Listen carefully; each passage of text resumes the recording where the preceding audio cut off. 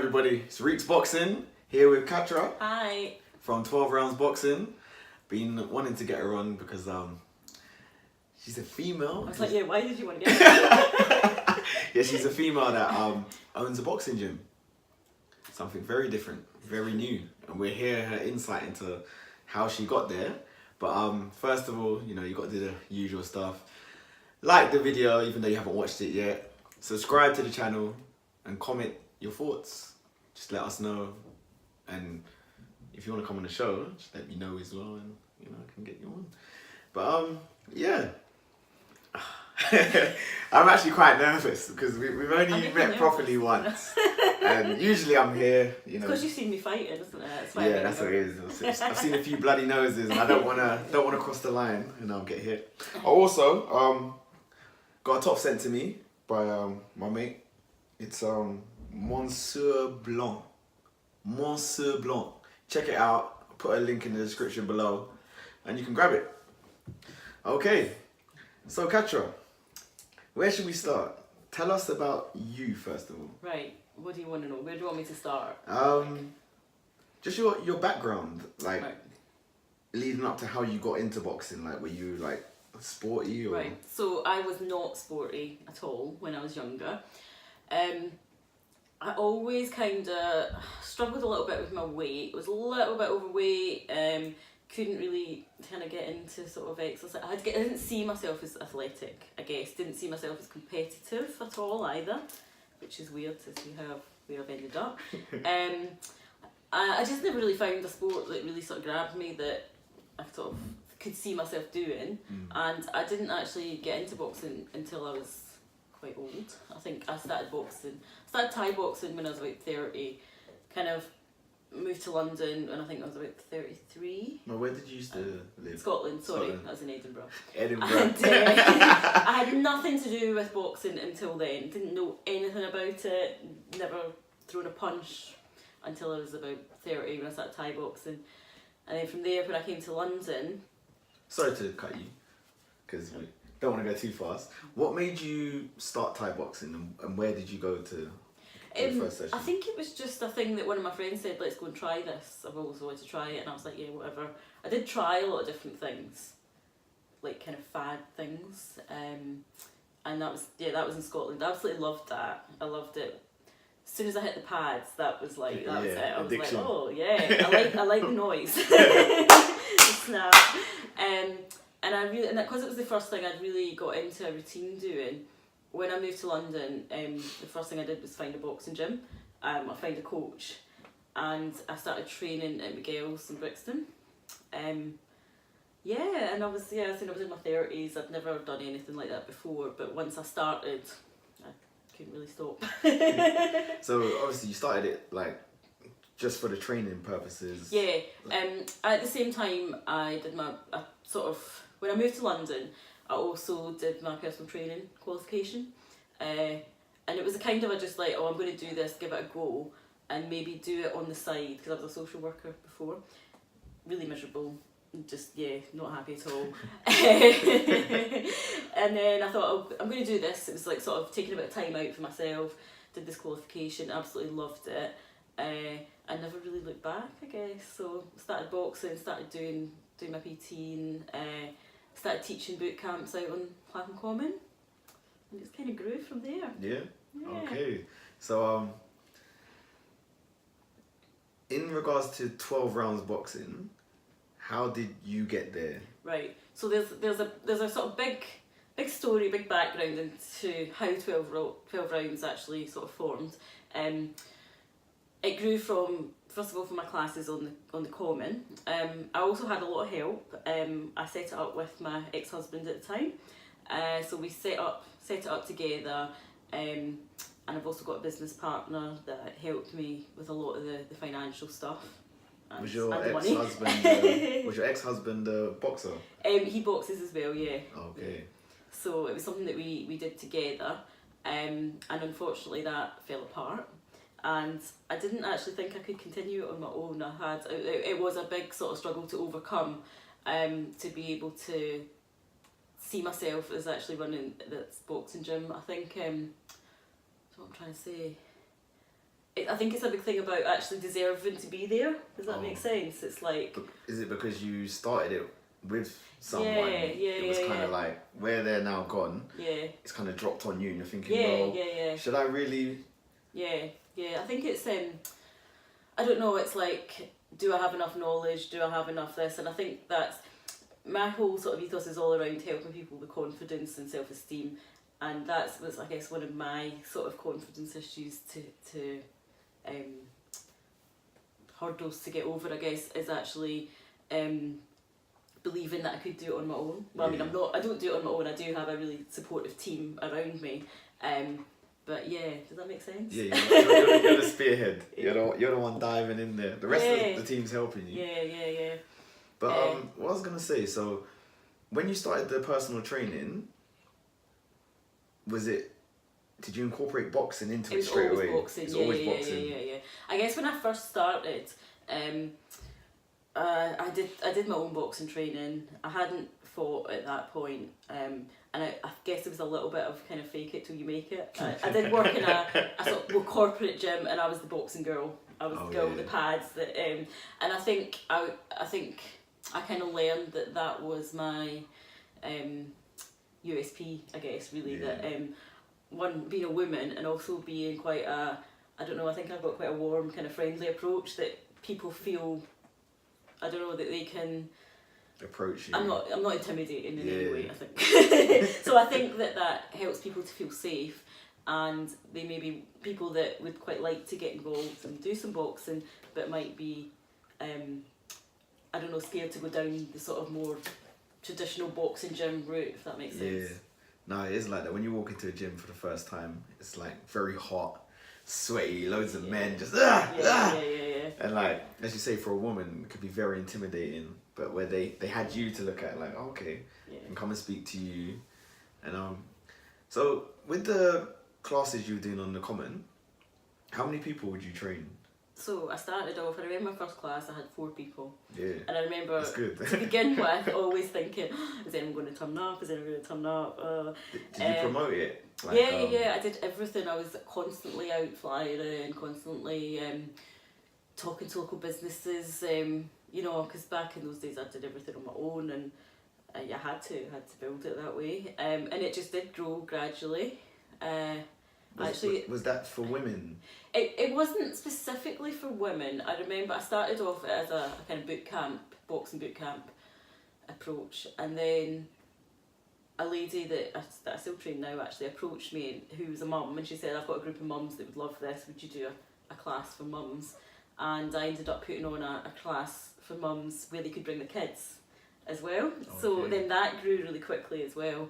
And that was one of the things we used to do at the gym, is we used to have childcare so that mums could come and box.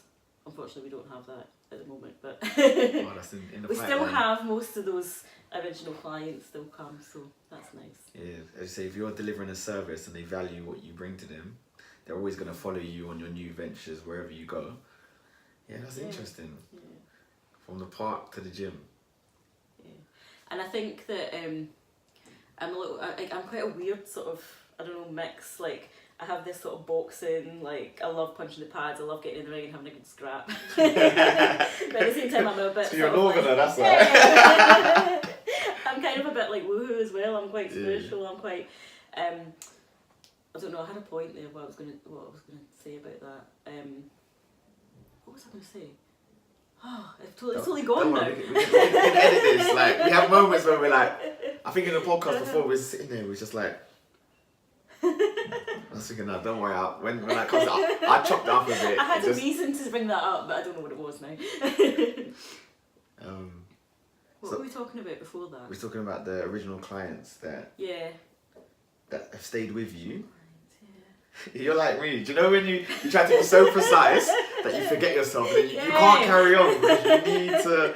Where was I? No. I'm not moving until I get my point across. Mm-hmm. Yeah, where were we? So you talking about the clients. You had the mums. Or some of them still stayed with you. You're saying that you're a girly girl, but you're also like to punch someone in their face. You know, you like to see blood. And did you have your first fight before the club came about, or Yes. after? Yeah, I think it was before. Yeah. And was that for Miguel's? So it was with my coach that I still coach with, Mark Drummond. So it was just like I wasn't really fighting for a club at that point. And I think that was one of the things that I was talked about, is like I didn't go down the amateur route because of my age at that point. I was kind of 35, and I think that was kind of the cut-off point, and I had never really been introduced to amateur boxing because I'd always kind of done it with a trainer, with a personal trainer or a coach. And they want to keep yeah, you don't want to go anywhere. No, stay with me. You don't want to go. And I think that's one thing I would say to people is, if you are younger, I would say get involved in amateurs and get that experience behind you as well, because that's something that I always sort of wish I'd done. And from being a bit more involved with other coaches and women that have fought, I wish I'd had that experience of going to different tournaments and doing that stuff. So if you're thinking about it, get involved. Amateur boxing, start from the bottom, work your way to the top. If you can get there, if you've got the talent. It's difficult. It's a lot of dedication. I found it really hard being an amateur boxer. Like, it's like I always say to people, where I used to play like semi-pro football, it's harder to be a semi-pro footballer, amateur boxer, than it is to be a professional, because you have to get up, you have to go to work. Yeah, exactly. You got all that stress of finishing work at 5 o'clock, sitting in traffic to get to where you need to get to then. I know not all pro boxing, a lot of pro boxing at the beginning is like that as well. You still have to work, the money's not there. But it's not like that. You're still a professional. This is your bread and butter. Your amateur boxing is for free. You're not getting paid. And obviously semi-pro football, you were getting paid at a certain level, but a lot of that stuff was just covering your expenses, which... it takes a lot of determination and resilience, I think, I guess, to like keep going, keep turning up for training when you're tired, and you know you've been working during the day, and it's the same with like our at 12 rounds we've got white collar programme, and obviously everyone there is working through the day, and they're they're going to fight. It's a different experience, but it's in front of a lot more people, I think, because it's like in a nightclub, big show, a lot of pressure, all your mates coming to watch you and everything. So they train hard, and it's like that resilience about being able to turn up for the training when you're tired and when you don't feel like it, and it's hard. So how many fights have you had? I think I've only had about 5. Yeah, that's more than me actually. Yeah. We did it for a while, haven't you? I keep threatening to make a comeback, but... Oh, so you're retired right now? Well, I know. I mean, I spar regularly. I love sparring.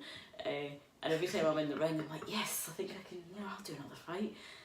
And then I come out, and the next day I'm like, I'm a bit tired. Go for this paperwork now. I think as well, when I was starting out as well, I felt like I needed to do it to prove myself a bit. I felt like I needed to do it to sort of prove myself as what's the word? I'm not very good with vocabulary. You're definitely not going to get it from me. You're looking at me. Just phone a friend. It's like being real, being like the real thing, not just like you get a lot of people pretender, that I've done this. I've sort of walked the path and gone through the training struggles and actually had that experience myself. It was important to me to be able to do that before coaching other people. And I mean there are coaches that are just coaches that don't get in the ring, that don't fight, and that's fine, but I think for me I just felt like I had to have that experience. So I felt like there was a lot of pressure on me, which I put on myself at that point to get through to get there. Is that because you knew that long term you were going to coach? That was going to be your thing. Long term, you're going to be a boxing coach, getting people ready to fight. Or had you not thought about that at that stage? Yeah, no, I don't think I'd thought about that. No, I think it was still like, even just, I think it was more like, I guess for me it's more from a business point of view, I think, from being professional, I don't know, I can't get that word yet. It'll come to me and I'll shout it out. I'll throw it in there, I'll rewind the tape and we'll just carry on. No, I do agree with you fully on that point where, like me getting into coaching, I feel that I've had a lot of coaches. I move around quite a lot. Dirty stuff out. Anyway, so yeah, like obviously I've got friends in different places. I go to different gyms. I like to train in different places, different environments, and I find that some coaches that haven't been in there, it's not like you don't respect them, but it's almost like a coach telling you to like do so many burpees, and you're thinking, well, you can't even do it. You know, you get that arrogance about you where you think, do you know what, I'm fitter than you. You've never done this. Like, you're telling me, get ready for fight night, but you've never sat in the corner. You've never experienced the nerves of walking out, and it's hard to give that to someone without being there. And it's like, as I say, my coaches that I've had now that have all fought, and they've told me, like, when you're there, you're going to feel this, you're going to feel that. And leading up to my first fight, I felt all those emotions, but because they were able to tell me from their perspective, and not just from reading a book, it was kind of like it helped you deal with it. So, leading up to your first fight, talk me through. Oh my god, I was a wreck. I basically didn't sleep for 2 weeks before, and I was constantly on edge, and I watched the Tyson documentary every day for 2 weeks. At that point, when I was still with my he would come home and I'd just be sitting watching Tyson, just like like a lunatic. I was so nervous. I think like nerves has always been a big thing for me, so overcoming that was a massive battle. I was absolutely terrified. Did you know who you were? Did you know who you were going to fight? Yeah. It was really weird because I actually fought a girl that I'd studied with on my PT course. Oh. It was like quite random, but that was just the match. So I knew, I think a few weeks before, that's who I was going to fight. And were you in contact with her beforehand? No. Or not even after the course? No, we hadn't really sort of stayed in touch again. Oh, that made it a bit easier then. We were really friends. Yeah, so obviously, 2 weeks up to it, you found it hard to sleep. Mike Tyson was getting you through the sleepless nights. Yeah. I was just, I think actually, like, now, I think in hindsight, and we have a sports psychologist that comes in and helps with our white collar fighters, called Eddie, who's lovely. And one of the things that he always tells the fighters is actually kind of to put it into perspective. It's like, it's not really a life or death situation. It's just a boxing match, and it's kind of like, I think being able to sort of pull that back a bit is quite helpful. Yeah, because people they stress about it so much. Oh my god, what if this happens? Just remember, like, there's gonna be a winner, there's gonna be a loser, but as long as you come out healthy and you've trained hard and you give your best, that's all you can do. So fight week, or say a couple of days before, what was the weigh-in? Was it the same day or day before? That one, I think, for that first one, I'm sure it was a few days before, because I remember going to the cinema after it to try and take my mind off. Did you eat the popcorn and everything? Put back on the weight? It must have been a few days before. Yeah. And how did you find, obviously you're a woman, so hormones and stuff leading up to the fight and ladies' problems. What's that like training, knowing, generally training, it must be difficult anyway, but the fact that you're training for a fight, you may have a little setback because your body's... I'm talking like I'm a child here, like I'm scared to say the words. But I think, like, I know what you're saying, and I think I don't particularly remember that particular fight experience, but I think it's something that in general is hard. It's more difficult for women because energy levels are really up and down, and hormones, just how hormones affect you mentally. Obviously we're much more emotional at certain times of the month. It's a tough one, and I think that I don't know enough about it, but I think that in an ideal world, you can adapt your training to like your monthly cycle. Basically, you basically go hard at the start of your cycle, and then you can sort of slow it down. But then if you've got a fight coming up, it doesn't always fit in with that. It's almost not fair. Yeah, it's not fair. Like you look at the date, like, oh, we've got a fight date, and you've got to think, okay, when do I come on? And you're thinking, okay, when's she on? If she's on at the same time, we'll fight. If not, it's not. I think they said Serena Williams. Didn't she win the Australian Open and she was like pregnant, but I don't think she knew at the time. I think she was about 11 weeks pregnant. Oh, I didn't know. Like she won a 2-week tournament. Wow. Whilst pregnant, you're thinking, like, props to women for that. Yeah. So you weighed in, you went to the cinema, ate loads of rubbish, loads of sugar, I guess. Had yourself. Lately, yeah.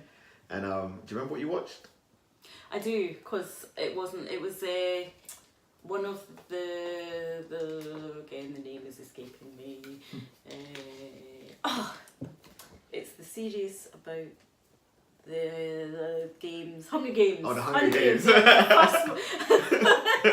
It's like that game where you have to guess the words, isn't it? It was the first Hunger Games, and I remember thinking, okay, this is a good film to watch because it's about fighting. And killing. But actually, it's quite disturbing, actually. That's I was like, okay, everyone is trying to kill each other. And then, so you went cinema, and then so it was a couple of days before. What was it like the day before the fight? I don't remember. I don't remember the actual, because that could have been the day before.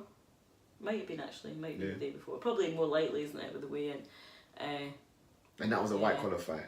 Yeah. All my fights have been white collar. Yeah, because I was too old for the amateurs by then, which I thought was really unfair. They've moved the age gap now. Have they? Yeah, they've moved it to 40. Yeah. See, I could have actually got in there, but yeah. No. I think they changed it in. I think it was 2009. It probably changed just as I went to white collar, and I probably just kind of missed. Maybe they knew, Miss Hunger keep Games. Keep her out. Yeah, somebody might go missing after their fight. So, do you remember much from the fight night? Like getting your hands wrapped? Did you wrap your hands yourself? I remember my coach smacked me around the head with the pad because I was just a bit like zoning out, and he was like, "Wake up!" And I was like, "Oh, that really hurt." I not even got in the fight yet, and you hit me. Remember that quite clearly. I remember just this sort of waiting and being really happy that I was on quite early, so I didn't have to wait around too much, and just having this sort of team support around and stuff was amazing. I think that's something that I really love about boxing is the camaraderie and the support and the respect. In clubs, yeah. Everyone you're fighting, everyone that's in the arena, everyone respects everyone. Yeah. Like it's like a unwritten rule that we know how hard you've trained to get here. It's respect already, and everybody wants to see a good show, but they want everyone to come out safe. Everyone loves knockouts. Yeah. Everyone loves to see someone, they go down. But as soon as they're down, straight away everyone kind of, it's like you come back to humanity and you're kind of like, whoa, I hope the person's going to be alright and get back up. So, so how did your first fight go? So I won that one. Okay, how did this do? No, just on points. Yeah. And it was very scrappy. It was very like a street fight. I think they always are at the beginning. I don't know anyone. So you learn to calm down. Nice sort of because it's all that nervous tension and Did you have loads of people there watching you? I didn't have that many because I didn't tell anyone until right before it because I was a bit like, maybe I'll just do it in secret. and then you can act like, I did tell you, you told me 2 hours before. And then I did let some people know, I think maybe the week before, so it wasn't like a massive crowd, it was just like some close friends, I think, that were there. It seems like a long time ago now. How long? It's about 6-7 years. Bloody hell. I've only been boxing 5 years. I'm like a baby compared to you. Maybe we should do a few rounds when I come down. Definitely. I'm kind of take a before and after picture, because just in case I go missing, you know where I was. So you had your first fight, had a few more after that. did any of those fights come whilst you're at 12 rounds? Or did 12 rounds come after Yes, definitely the last one. I've got bad memory as well. I think, because I mean, I've had, 12 rounds has been going for 5 years now, so... Bloody hell, it's as long as me as well. Yeah. I think the last one was probably around about the beginning of 12 rounds, yeah. So when we first started, we were just a sort of small studio. Because you in the same place. Yeah. So did you go upstairs? Yeah. Yeah. We just were upstairs to start with. Oh, okay. So did you because there's not change rooms upstairs, is there? Yeah, there is. There is. Yeah. Oh, I think I've only been up there maybe twice. Yeah. But so it started off just the gym upstairs. Yeah. And who had the area downstairs? It was a nightclub. Oh, nightclub. Yeah. Oh, okay. Did you ever go there? It sounds a bit hardcore. It wasn't my thing. No. What was it? House music? Or? Yeah. Yeah, it sounds a bit like that. A bit techno, DNA. It was only open sort of weekends as well. It was just. Yeah. Okay, so you had the upstairs part. How long did you have that going until you managed to take over downstairs? Did they get kicked out, or did you just apply to take over? They had moved out, yeah, and then we applied to expand and buy the lease. It was a lot of stress, and obviously a marriage breakdown in the process. So it wasn't something that it was a big. Do you think the stress of the boxing club affected your relationship? Yeah, definitely, yeah. And do you think that's because, from what I'm gathering right now, it seems like where you're still there and he's not, I take it you wanted this more than him? No, definitely not. Not the breakup, I mean the gym. Yeah. Get out! Yeah, no, it was just the way it worked out. You know? Yeah. We both had quite different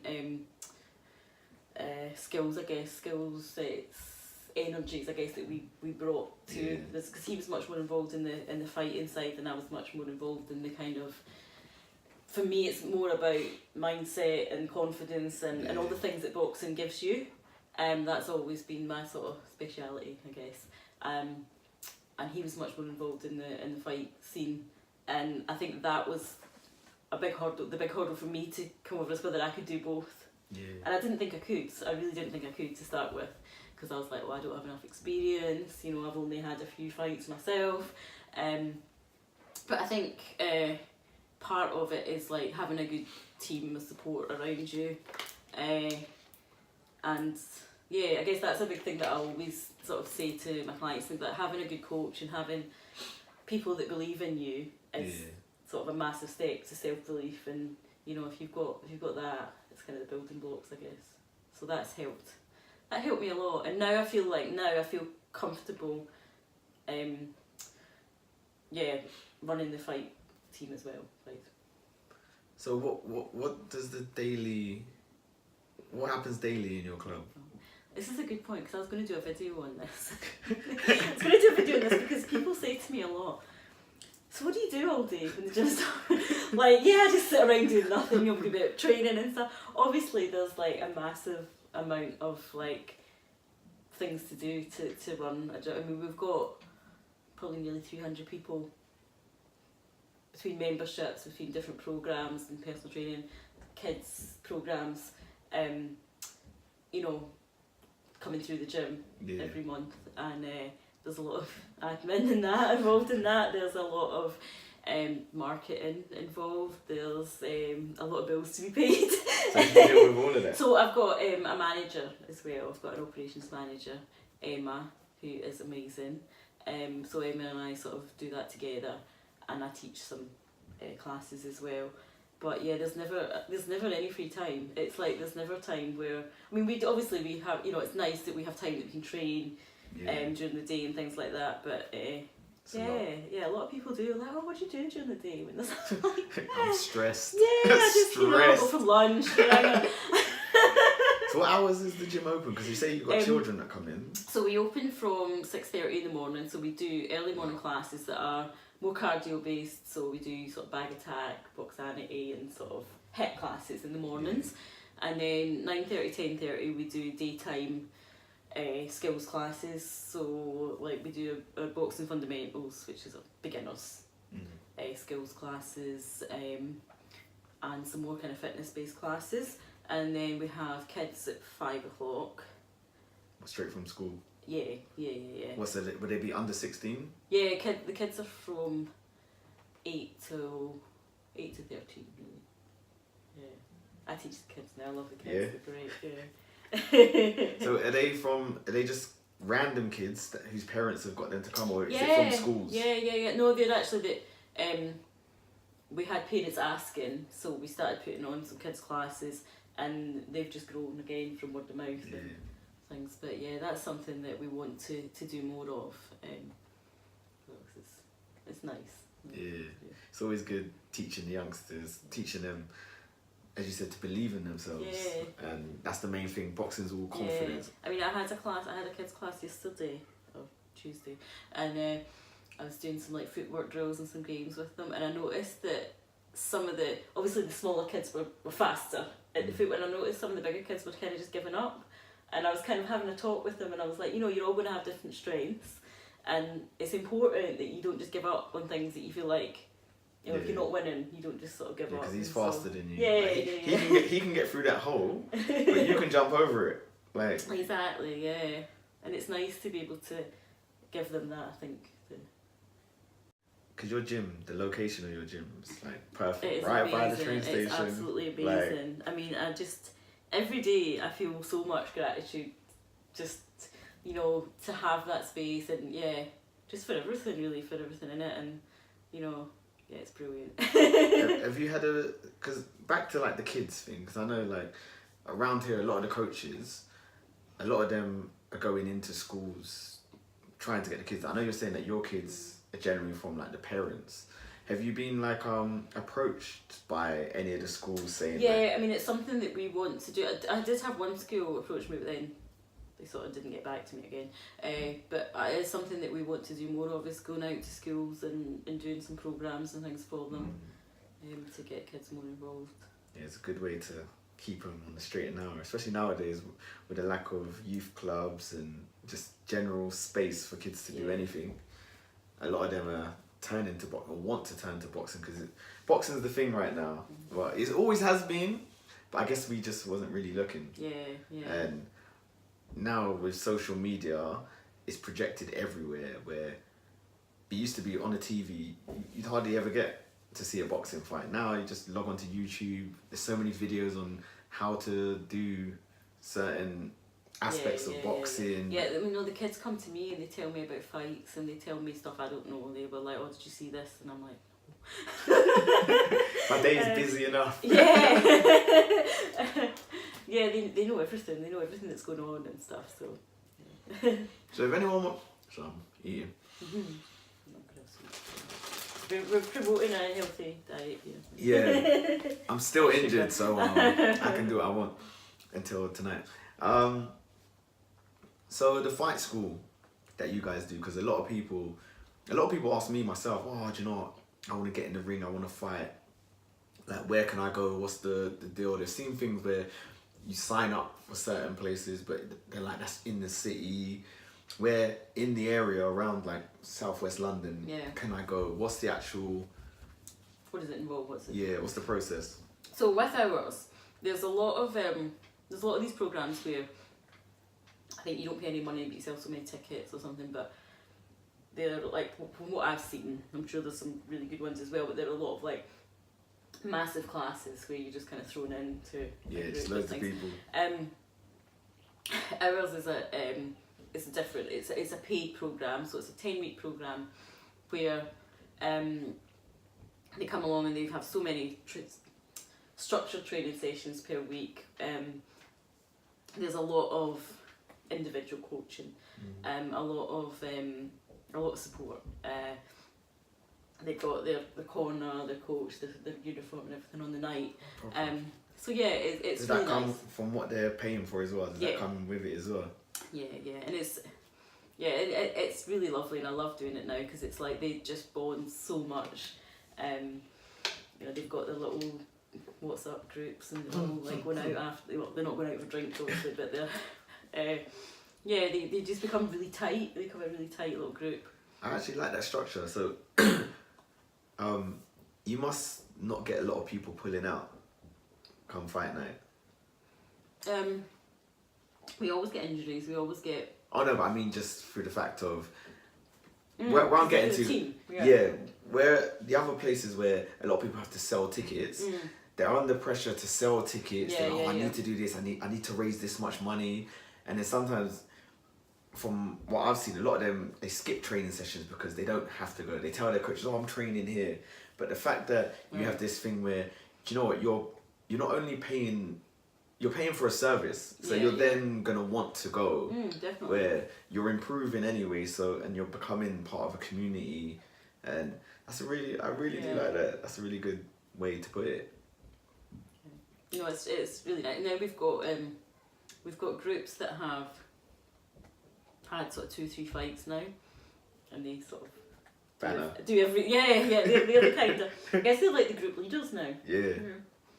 Helping everyone along. Yeah, which is really nice, because then in that group there's people that have done it before. So there's people that will be like, oh yeah, I remember it was like when I did my first fight, and You're almost getting free coaches. yeah. Hey, you guys, you join this group. We got this. Yeah, because I remember when I was down there, was it 2 weekends ago? They had the open sparring day, and because I always go to all these fight nights because I really want to fight all the time. So I'm just around it constantly. I'll be in the dressing rooms, moving around, padsing people, and there's a lot of people that I've seen from your club that fought before. And when I went down to the open spar day, I saw them like helping other people, and I was thinking, oh, it was really nice. I say that's the first time I'd proper been in there to just almost enjoy it, where I wasn't boxing. So obviously, where I've been there before, I was upstairs sparring. So you kind of turn up with your bag, put your bag down. You're not trying to be too happy. You don't want everyone to be, oh, you say hello to a few people. But then once you've got out the ring, obviously speaking to everyone, but it was nice to just look at everyone, the regulars, helping everyone in the ring. And there's some good spars in there. I wanted to get in there. I really wanted to get in there so bad. I was this close. I remember, I can't forget his name. Like I haven't grown up with him. Like Alan was like, Rico, you sure you don't want to get in there? And I was like, I do, but like not like I would be better than anyone that I got in there with. It's not even a case of that. It's just the whole thing of like everyone's trying to find their match. Yeah. And me getting in there is taking away time from other people who have come down, who are getting ready to fight. Yeah. And who knows, they could. I know, I feel like that as well. From as long as I'm getting, oh, thank you.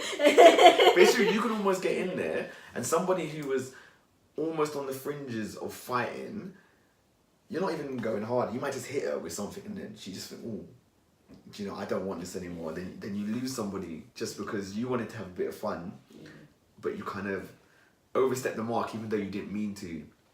Because obviously you're a northern. What do they call you, northerners? They call northerners that come down, they call you southern softies.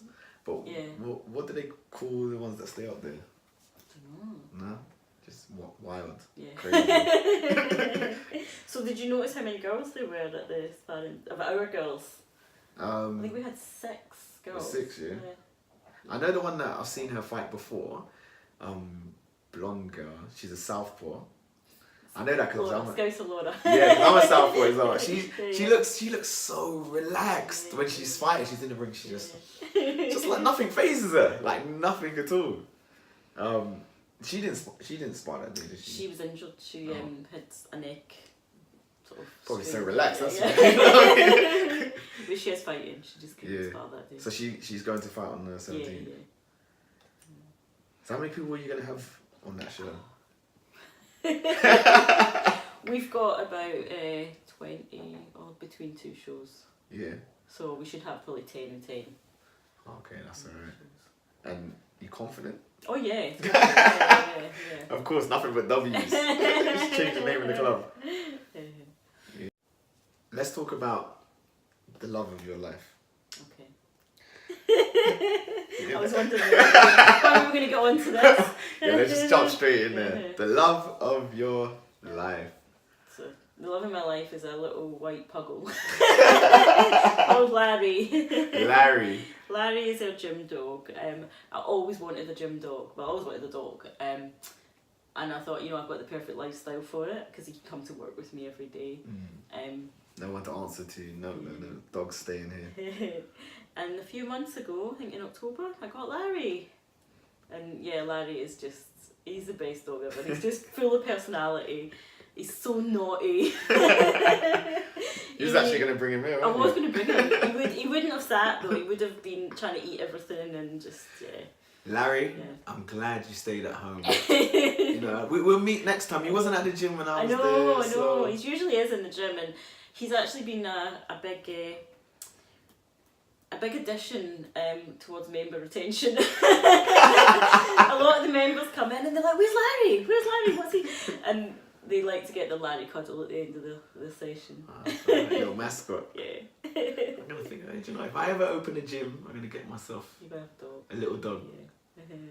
Yeah, little Larry.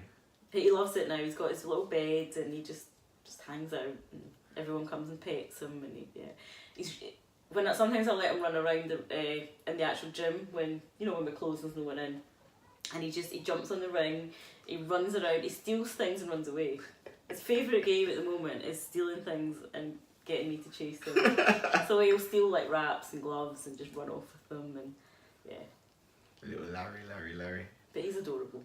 Yeah, he's all over your Instagram. My You click onto your Instagram, my you're like, Instagram is Larry. basically boxing and Larry. And I did think about getting Larry's own account, and then I was like, well, that would give me one less thing to talk about on mine. No, it's true. You get all the people start unfollowing you. Yeah. What's Larry up to? No, Larry.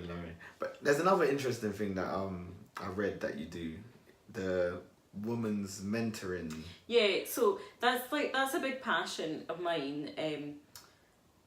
It's actually, I guess it's more mindset coaching, and that's, I guess, what I love most about boxing is how it makes people feel and how it helps people grow in confidence.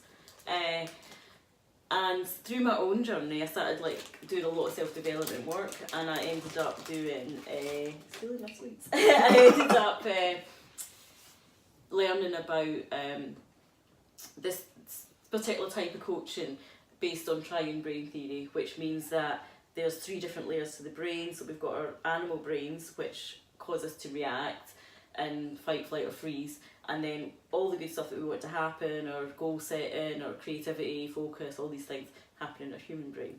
So the type of coaching that I do helps people understand this and understand when they're sort of stuck in their animal brains in sort of reaction mode, and help them get into the human brain. And the way that boxing relates to that is because I always say it's like a type of meditation for people that can't meditate. I know that word. It basically shifts your brain set, because a lot of the time when we're in reaction mode, our brain's going into survival mode. So we're stuck in this fight or flight. And we've got all this stuff going on in our head. Oh, I need to do this, I need to do that, I'm worried about this, I'm anxious about this, and all this stuff's just thrown through your head. Boxing basically breaks that pattern, because you can't do that and throw punches at the same time. Yeah. Your brain has to, basically the blood flow goes to a different part of the brain for movement. So especially complex movement like boxing, where you're having to use different body mechanics, it basically shakes up your brain set and then allows you to become human again. So what I do in the sort of women's workshop programs, I do workshops and retreats. It's kind of all really based on self-development, confidence building, stress management, basically just to help women become the best self, really. To get out of that sort of survival mode and into thrive. So that's really interesting. That how do the classes work? Would it be a thing where, before you get anyone to start moving, would you just sit down with them and just work on their mental? No, because I actually get them moving first, because then I think people first come in with all their sort of they might feel a bit intimidated, they might feel a bit fearful to start with. So if you get them moving first of all, it shakes up. Gets them loose. Gets them relaxed. Yeah. Yeah. And then you can actually you can actually talk to the human then. Because now they're happy. They're more willing to take in. I mean, you know, after you've done a good boxing session, you feel good. You feel, you feel amazing. So yeah, then you're in the right space to work on your head. Do you, with those classes, do you promote the classes individually, or do you wait for someone to come in who's actually just there to box, and then you pick up that they may need it and then refer them At the over? moment, I do monthly workshops. So I run a workshop with a different theme every month. So this month is all about reducing stress and anxiety. And just for women? This one's actually open to men. Oh, is it? Yeah, okay, yeah. Okay. We I'm thought about to get my wig.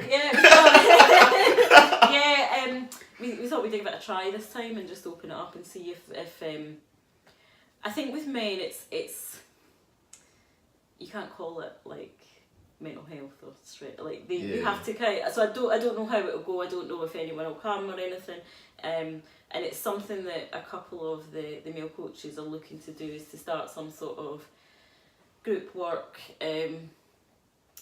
more sort of mindset work for men, but yeah.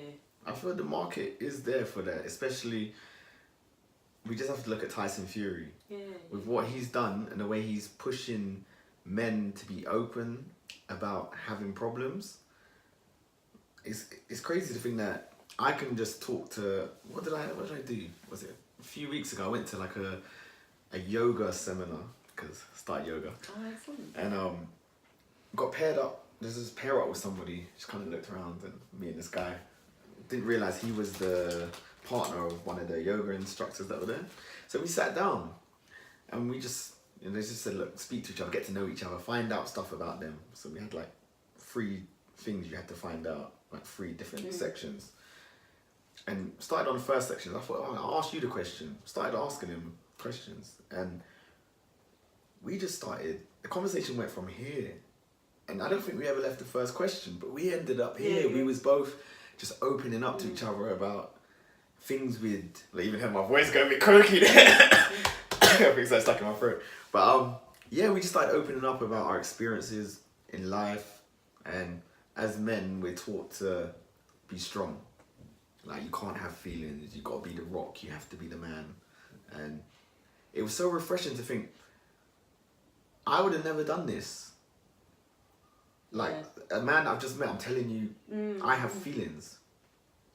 Oh, so it's like how things are changing. Where everyone's so much more open, because you realise that. I think I get a lot, because I'm really, really open, that I have mental health struggles with depression and anxiety, and I've always been really open about that, because I want people to feel like if they're suffering, that they're not alone. And I do get a lot of men come and speak to me, that they read my articles or they read my blogs and things, and just sort of open it up a little bit, which is nice, that they feel that they can. People coming to you for that sort of help, it just shows you the impact you're having. I hope so. No, I think the whole thing is about creating the right environment, and that goes back to the brain science stuff, because if you can create an environment where people feel safe, then they'll flourish. And I hope that that's something that I've done well. No, definitely. So where can they find you, the people watching, if they want to come down? So you can find me personally at Box and Cat on Instagram, or Katra Hamilton on Facebook, and 12 Rounds at 12 Rounds Boxing on Instagram, and 12 Rounds Boxing on Facebook, and on our website 12roundsboxing.co.uk. Where are you located though? So we're located directly. Some people, people are lazy. They don't like to. They like to be told what to do. Yeah. They're right across from Clapham Junction Station. Look up, and you'll see a big wall with loads of graffiti on it. Cat did that, by the way. I climbed out there myself. And we're right. The entrance is next to Metro Bank. Come up the stairs. It's very welcoming. We run beginners courses every month, which go through all the basics of boxing, because I think it's really, really important, like, we have that structure that you learn the fundamentals first of all. Yeah. So you can't learn to spar, fight, defend yourself, all these things if you don't know how to move your feet, if you don't know how to get your balance right and throw basic punches. So we teach you the basics first, and then we have a structured programme where you move through different levels to progress your skills. And it's always fun. Always fun. It's a lot of fun. I try and tell jokes when I'm teaching. Like, I do. Like, I always say to, when I have a new group, I always say, here's the rules. I'll probably tell you some jokes. You have to laugh or I'll give you burpees.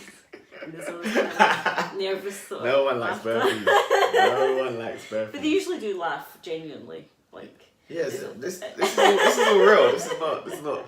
There's no sign. There's no one putting up the sign. Clap. What days are you open? We're open every day. Yeah. We generally close in the afternoons, so usually we're either open from sort of 7 AM till about 10:30, and then we're open again from 5 in the evenings till 9 o'clock. Yeah. Might have to come down and have a train one day, Definitely, and should. obviously post it up, let you lot see the amazing facilities. It's actually on my YouTube, on a previous video, where they actually had the spa day. Just walking around just doing a live feed. The facilities are amazing. Obviously, Amazing. that's another thing about it being female run. It's very clean. No, amazing. Like the bags are so fresh. The ring, just even the mirror. The mirror was clean. You know, usually the mirror's steamed up and you can't even see yourself. The mirror was perfect. The mirror winked back at me. I don't know what was going on, but yeah, it's a lovely club. That's another things I do every day. Cleaning out the men's lockers and stuff. The men's there's always just stuff everywhere. The men are horrendous. They leave their stuff every night. Someone's being a bit sexist, but Gloves, boots, look, if I said socks, that, yeah. pants, everything just gets left in the change rooms. You wash your hands after that. Okay, well, anything you want to add that anyone can find? This is your moment. I don't know. Now I'm like, oh. I don't know. I'm going to panic mode now. Well, the 17th. Sunday the 17th. At the Clapham Grand. 12 rounds fighters will be fighting at the Clapham Grand. Can anyone get any tickets from you? Yeah, At the if you club? come by, you can get tickets at the gym, or through Danny, the promoter, Danny McLaren, who's the promoter. What else? If you're interested in joining our fundamentals, next one starts in March. Our next fight programme starts in April. We've got a few fights lined up for June and July, so if you fancy some intense training and a bit of a challenge in the summer. Are you gonna step back in at all? Oh, You don't want to flirt with it? I don't know. If I say it, then I'll have to do it. I have to follow through on whatever I say. So I'm keeping quiet just now. Okay. Alright then, well, it was lovely to meet you Thank you. and have this talk with you. I was a bit nervous before we started, all the giggling. Obviously she was meeting Rico from Reekz Boxing, so she's a bit like, oh my god, like, she got to lay everything, she was so nervous, like, I parked up and I see her just walking around in circles, she's on the phone, she wasn't even calling me. Nah, but yeah, thank you for taking this time to come and share your story. Thank you. Thank you for having me. Thank you for inviting me. Oh no, definitely. This was quick as well. It's like almost the first proper meet. We spoke. I told you a little bit about myself. Asked you if you'd be interested. And you were like, yeah. Tried to get you on last week, didn't I? Like 3 days after. Yeah. You're gonna come first? It's like, no, I meant next week. But yeah. I think that's something that's really important to me as well. I don't know, personally and as a business, I think it's important to make good connections, and you know, when you meet good people, you know, help each other, I think. Yeah. That means I'll be coming down there to train. Might even get one-to-one. I might train you actually. Yeah, we could do a swap. We could train each other. Alright then, well, there we go. Again, as we did at the end of the video, like the video. Oh wait, I think I've actually got an ending. I don't actually need to do this. I'm gonna put the ending at the end. I'll be in different clothes. Have you got like a little song that goes with it? You know, some podcasts you have a little at the beginning and the end. Yeah.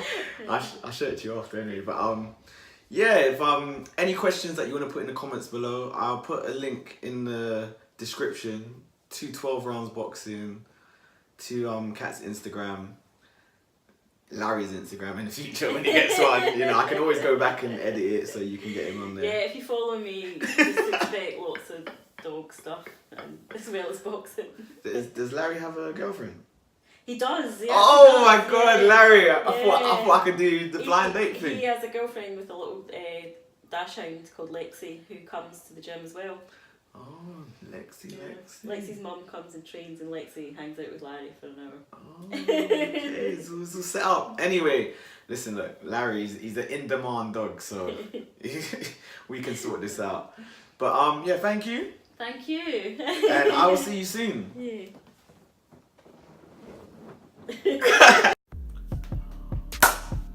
Thanks for watching the video, Reekz Boxing. If you enjoyed the video, just give it a little like down there, like the video, subscribe to the channel if you want to see more content like this. Just subscribe. Let me know in the comment section what you'd like to see us talk about, what sort of videos you may like to see. We get it cracking.